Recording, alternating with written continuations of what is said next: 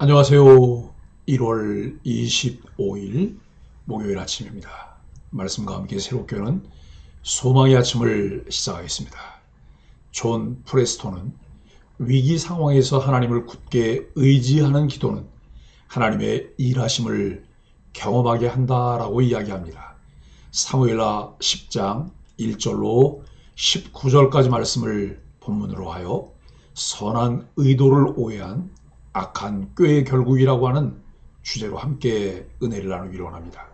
아프리카 초원에 서식하는 스프링복의 이야기를 들어본 적이 있습니까? 영양의 일종인 스프링복은 치타도 잡지 못할 정도로 엄청난 속도로 달릴 수 있다고 합니다. 시속 94km의 달리기 실력을 자랑하는 그들이 떼죽음을 당하는 경우가 있습니다. 그 이유는 그들의 특이한 습성 때문입니다. 그들은 무리를 지어 풀을 뜯어먹다가 한 녀석이 더 많은 풀을 먹기 위해서 앞으로 달려나가면 그 뒤에 있던 녀석도 지지 않으려고 더 빨리 달려갑니다. 이렇게 수백 마리가 엎치락뒤치락하며 앞에 강이나 절벽이 있는 것도 모른 채 사력을 다해 달리다가 절벽 아래로 떨어져 떼죽음을 당한다고 합니다. 보지 못하면 평생 그 길만 갑니다. 그리스도인의 삶도 마찬가지입니다. 보지 못하면 평생 미문 앞에서 영적인 인생을 마감할 수도 있습니다. 성령의 이끄심을 받은 사람은 현실 가운데에서 못 보는 것을 볼 수 있는 사람입니다. 우리가 말씀 묵상을 제대로 해야 하는 이유는 바른 것을 분별하여 볼 수 있는 안목을 가져야 하기 때문입니다. 하나님을 향한 신뢰는 두려움을 이기게 합니다. 교회와 목회자를 향한 신뢰는 안정감을 갖게 합니다. 요압은 나라를 지키기 위해 전쟁에 나서서 동생 아비새에게 담대하라고 말합니다. 전쟁터는 생의 마지막이 될 수도 있는 위험천만한 곳입니다. 게다가 강한 상대와의 전쟁은 사람의 마음을 큰 두려움에 휩싸이게 합니다. 그러나 하나님께 맡기면 그 전쟁은 하나님이 책임지시는 전쟁이 됩니다. 우리는 일평생 다양한 영적 전쟁을 경험합니다. 그때마다 하나님을 신뢰하고 담대해야 합니다. 성도가 치르는 전쟁은 하나님께 속했습니다. 이는 곧 우리가 개인적으로 사사로이 싸우는 것이 아니라 거대한 하나님 나라의 군대 일원으로 싸운다는 뜻입니다. 전쟁터에서 피 흘리며 싸우는 군사는 개인적인 감정과 다툼의 문제 때문에 그곳에 있는 것이 아닙니다. 군사 개개인은 전쟁을 일으키거나 작전을 세우지 못하고 마음대로 진격하거나 후퇴할 수도 없습니다. 오직 사령관의 작전과 명령대로 싸울 뿐입니다. 우리는 자신을 위해서가 아니라 하나님 나라를 위해서 이 전쟁에 참여한 예수님의 좋은 군사들입니다. 나 혼자만의 전쟁이 아니라 하나님 백성 모두의 전쟁이라는 것을 기억해야 합니다. 하나님께 속한 전쟁이라는 것은 하나님이 지휘하며 함께 하시는 전쟁이라는 의미입니다. 이 전쟁은 하나님의 명예가 걸려있기에 결코 패배할 수 없습니다. 아무리 치열하고 힘들어도 하나님의 역사하심을 바라보십시오. 우리에게 이것은 믿음의 싸움입니다. 이 전쟁 속에서 하나님은 그의 군사된 백성들을 보호하시며 도우십니다. 그런데 우리가 기억해야 할 것이 있습니다. 하나님의 보호하심은 오직 그분을 경외하는 자들에게만 주어집니다. 만일 우리가 스스로 악을 선택하고 하나님을 경외하지 않는 태도로 나아간다면 하나님의 능력과 보호를 받지 못합니다.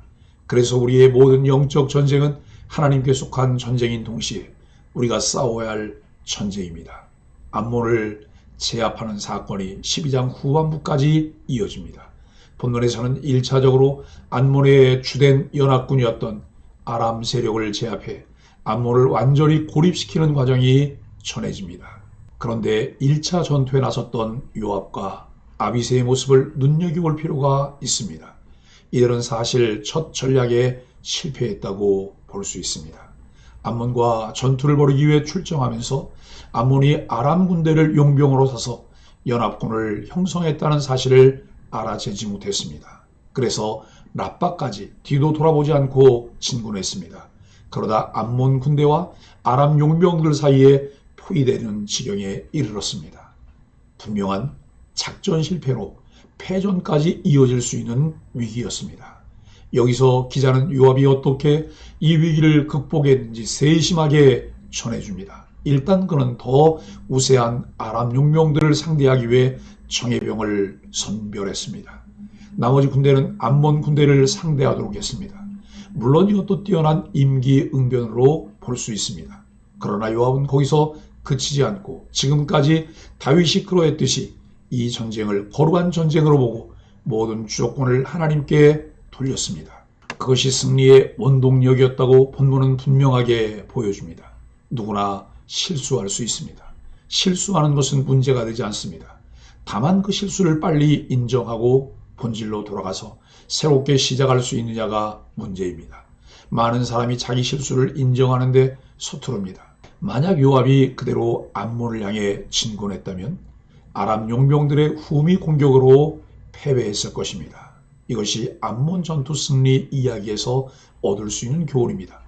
다윗의 인생 역사는 전쟁의 역사라고 해도 과언이 아닙니다. 그가 치른 전쟁은 개인적인 야망이 아니라 약속의 땅을 정복하는 언약 성취의 과정이었습니다. 이제 다윗은 암몬 아랍 연합군과 전쟁을 치르는데 이 전쟁은 다윗이 원하지 않은 불가피한 전쟁이었습니다. 우리도 때로 불가피하게 불의와 싸워야 할 때가 있습니다. 이때 어떻게 싸워야 할지 본문을 통해 배울 수 있기를 바랍니다. 1절로 5절은 은혜를 모욕으로 갚는 자입니다. 다윗은 암몬 왕 나하수가 죽고 그의 아들 눈이 왕위에 오르자 조문단을 보냅니다. 다윗은 혼란스러운 상황을 틈타 암몬을 정복할 수도 있었습니다. 하지만 나하스 왕과 맺었던 우호 관계를 저버리지 않고 새로운 왕 하늘과도 그 관계를 이어가려고 의지를 보였습니다. 평화는 그리스도를 믿는 우리에게 하나님이 허락하신 최고의 선물입니다. 이 평화의 관계가 우리의 공동체, 나아가 믿지 않는 이웃에게 전해지도록 먼저 손을 내밀어야 합니다. 그러나 암몬의 관리들은 다윗의 조문단을 정탐꾼으로 간주하고 그들의 수염과 의복을 잘라 모욕을 주었습니다. 조문단이 받은 모욕은 왕이 받은 것이나 다름이 없었습니다.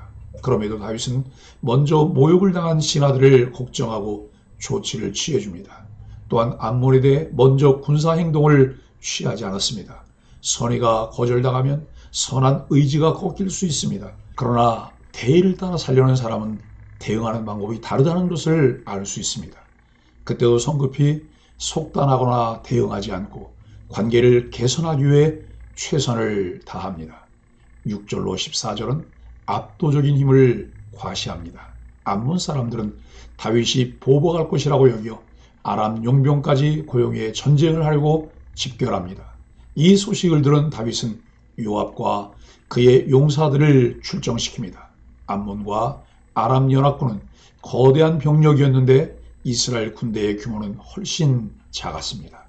우리가 세상에서 치러야 하는 전쟁은 나의 능력으로 도저히 감당할 수 없는 거대한 전쟁입니다. 하지만 하나님이 우리의 편이 되어주시니 두려워할 필요도 낭망할 필요도 없습니다. 요압은 앞뒤로 포위된 것을 알고 군대를 둘러나눠 앞뒤의 적군에 맞서게 합니다.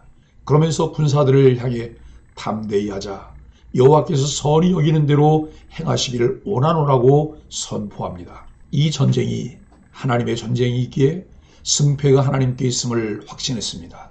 우리가 맞닥뜨리는 영적 시련들은 나의 최선만으로 이겨낼 수 없습니다.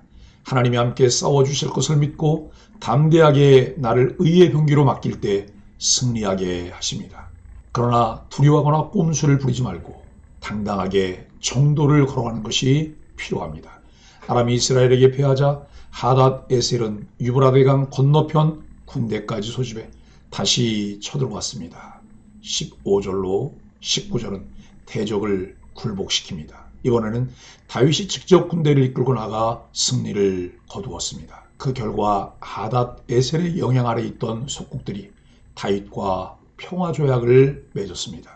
그리고 암몬은 더 이상 아람의 도움을 받을 수 없어 고립됩니다. 하나님은 우리의 생각보다 더 큰 승리를 주시는 분입니다. 우리가 하나님을 온전히 신뢰한다면 크고 작은 영적인 시련들이 있을지라도 하나님은 그것으로 우리를 더욱 강하고 견고하게 하십니다. 사랑하는 소망의 가족 여러분, 다윗은 하나님을 의지하는 온전한 믿음으로 승리했습니다. 우리도 불가피하게 불의와 싸워야 하고 영적인 전쟁을 치러야 할 때 다윗의 군대처럼 철저히 대비해야겠지만, 그보다 더 중요한 것은 내가 선하신 하나님 편에 서 있는가입니다. 늘 선하신 하나님과 동행함으로 날마다 승리를 경험하는 복된 소망의 가족들이 되기를 예수 그리스도 이름으로 간절히 축복합니다.